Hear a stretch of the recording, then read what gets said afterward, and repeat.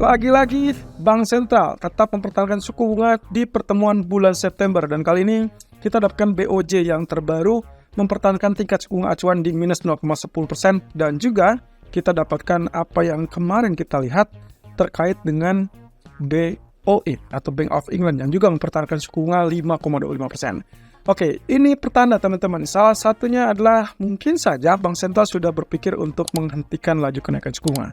Tapi apa seperti itu dan bagaimana dampak selanjutnya? Ternyata nasib USD Japanese Yen untuk sampai saat ini masih terkatung-katung dan semuanya masih tetap menunggu dengan statement dari Kazuo Ueda. Ya, data ekonomi sudah dirilis semua dan nanti malam kemungkinan juga akan relatif sepi data dari Amerika. Tapi baru saja saya lihat dari retail sales Inggris yang ternyata dirilis di angka di bawah ekspektasi, dan itu pula yang mengakibatkan kenapa pound sterling kemungkinan akan sangat berpotensi untuk ditutup turun setidaknya sampai akhir pekan ini. Itu berarti pertanda malam hari pun mungkin saja akan terganggu dengan penguatan dolar kembali. Tapi kalau kita perhatikan dari beberapa kebijakan moneter yang diusung oleh para bank sentral, ada BOE, ada Fed, dan juga BOJ yang kesemuanya itulah mempertahankan suku bunga, maka nasib dari USD Japanese Yen saat ini masih bergantung kepada apakah BOJ akan segera melakukan atau mengumumkan intervensi atau tidak. Yang jelas, hal ini agak sedikit mencurigakan karena apa yang dilakukan oleh Fed kemarin tentunya juga mengisyaratkan BOJ tidak mau semena-mena untuk melakukan kebijakan yang katakanlah merugikan dirinya. Nah, oke, berarti ada dua market mover di sini. Setidaknya tercatat dari sejak kemarin saat BOE menahan suku bunga 5,25%. Apa yang terjadi? Pound sterling lanjut penurunan dan itu sudah crash sampai 1.2230-an. Kita tinggal tunggu saja 1.2200-nya jebol atau tidak. Yang jelas, secara grafik mingguan, dia sudah berada di bawah MA50. Dan itu yang mungkin diperkirakan mencapai 1.21 atau 1.20 yang sempat saya sampaikan sebelum BOE meeting. Nah, terkait dengan hal tersebut, efek FOMC juga terlihat dari dampak pergerakan lanjutan, yaitu tekanan di pasar saham Amerika. Kalau Anda perhatikan, Dow Jones, Nasdaq, S&P semuanya turun, dan itu pula yang mengakibatkan kenapa kelihatannya ini belum selesai dan kekecewaan terhadap bank sentral masih tetap menghantui ataupun membayangi pasar ekuitas. Risk aset kemungkinan akan tertekan, tapi pertanyaannya adalah kenapa emas tidak turun terlalu banyak? Bahkan apa yang sempat kita bahas kemarin, dia betul-betul tertahan, terpantul di zona 1913, 1915. Lalu kemudian kalau lihat lagi dari apa yang terjadi terkait dengan pound sterling, itu adalah persis juga dengan apa yang kita perkirakan. Mau dia naikin 25 basis point ataupun dia tidak menaikkan, ternyata hasil akhirnya tetap sama, yaitu pound sterling mengalami tekanan turun dan lagi-lagi 1.2200 sudah ada di depan mata. Apakah dia akan lanjut? Semuanya tergantung sampai setidaknya pembukaan sesi Amerika nanti malam. Nah, terkait dengan hal yang juga kita fokuskan minggu ini, semua sudah dirilis, semua sudah diumumkan, termasuk kebijakan bank sentral. Kita tinggal tunggu press conference dari Kazuo Ueda. Biasanya akan muncul di jam 1.30 siang ini, dan persis di saat saya merekam video ini, kemudian Kazuo Ueda sudah mulai memberikan press conference, tapi saya belum mendapatkan hasil apapun.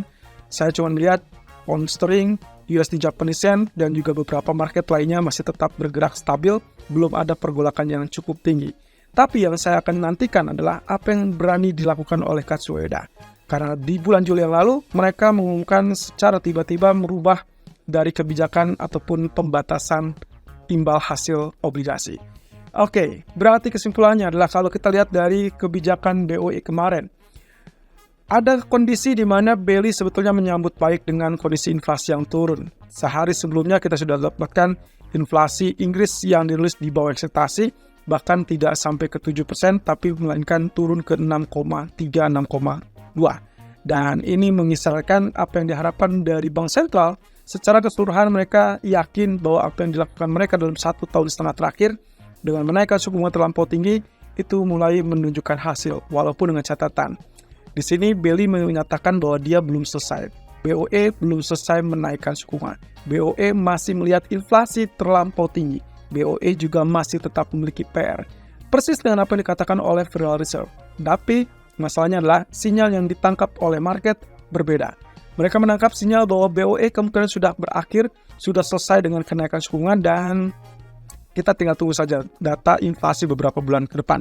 Apakah dia akan tetap turun atau ada kenaikan signifikan? Kalau ternyata tetap turun, maka diperkirakan mungkin BOE sudah selesai dan tidak akan menaikkan suku bunga lagi. Tapi kalau ternyata ada inflasi yang mengalami lonjakan yang signifikan, katakanlah naik kembali di atas 7%, maka bisa jadi mau tidak mau mereka tetap melakukan kenaikan tersebut. Persis dengan apa yang dikatakan oleh Bailey.